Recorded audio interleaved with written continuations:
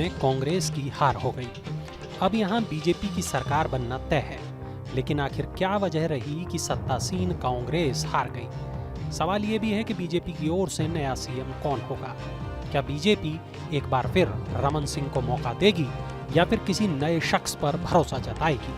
चलिए समझने की कोशिश करते हैं। कांग्रेस सरकार के 9 मंत्री चुनाव हार गए। इससे ये समझ में आता है कि लोग सरकार के काम से खुश नहीं थे। महादेव सट्टा ऐप से लेकर पीएसी घोटाले तक के आरोपों से सरकार घिरी हुई थी। ऐसे में ये कहा जा सकता है सरकार के खिलाफ एंटी इनकम्बेंसी थी। ऐसा माना जा रहा है कि बीजेपी के संगठन, अमित शाह के प्लान, ओम माथुर और मनसुख मांडविया की जमीनी मेहनत का फायदा कांग्रेस को मिला। सामाजिक समीकरणों पर ध्यान दिया गया, स्थानीय मुद्दों को तवज्जो दी गई। शायद यही कारण रहा जो बीजेपी छत्तीसगढ़ में जीत हासिल कर पाई। इसके अलावा बीजेपी ने जो घोषणा पत्र जारी किया था, कहा जा सकता है कि इस घोषणा पत्र का बीजेपी को खासा फायदा हुआ। इसमें किसानों से लेकर महिलाओं तक के मुद्दे उठाए गए थे। माना जा रहा है कि खास तौर पर महिलाओं को 12,000 रुपए देने की जो घोषणा थी, उससे बीजेपी को महिलाओं के वोट मिले हैं। हालांकि कांग्रेस ने इसके बाद 15,000 रुपए देने की घोषणा की थी, लेकिन कांग्रेस ने वोटिंग से महज 5 दिन पहले ये घोषणा की थी, इसलिए इसका कोई खास फायदा उसे नहीं मिल सका। महिलाओं का वोटिंग प्रतिशत भी पुरुषों से अधिक रहा है, जो शायद यही बता रहा है। ऐसा भी माना जा रहा है कि जहां बीजेपी का संगठन मजबूत था, वहीं कांग्रेस में गुटबाजी हो रही थी। जहां बीजेपी सामाजिक समीकरण साध रही थी, वहीं कांग्रेस अति आत्मविश्वास का शिकार थी।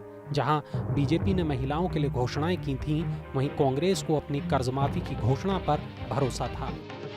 बात ये करें कि कांग्रेस की ओर से हार की जिम्मेदारी किसे लेनी चाहिए, तो बेशक नाम भूपेश बघेल का होगा। साथ ही टीएस सिंहदेव को भी इस हार की जिम्मेदारी लेनी चाहिए। और अगर बात करें बीजेपी की ओर से सीएम फेस की, तो बेशक रमन सिंह बीजेपी का बड़ा चेहरा है, लेकिन विष्णुदेव साय, रामविचार नेताम, अरुण साव, धर्मलाल कौशिक जैसे चेहरे भी बीजेपी के पास हैं। चलते चलते अब उन कारणों पर नजर डालते हैं जो कांग्रेस की हार का कारण बने। कांग्रेस का कमजोर संगठन उसकी हार का पहला कारण रहा। जानकारों के मुताबिक कांग्रेस पार्टी का संगठन जमीनी स्तर पर काफी कमजोर है।